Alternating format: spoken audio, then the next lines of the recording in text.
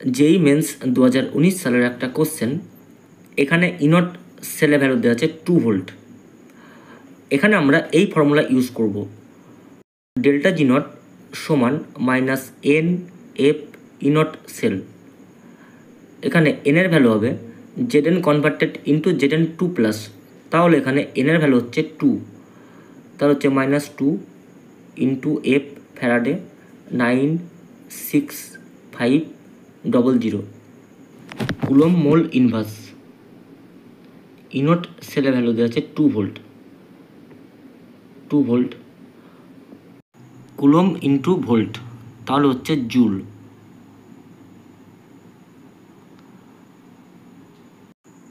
এগুলো মাল্টিপ্লাই করলে হবে -384,000 কুলম ভোল্ট মোল ইনভার্স, তার মানে হচ্ছে জুল মোল ইনভার্স। তাহলে এটা হচ্ছে অ্যান্সার।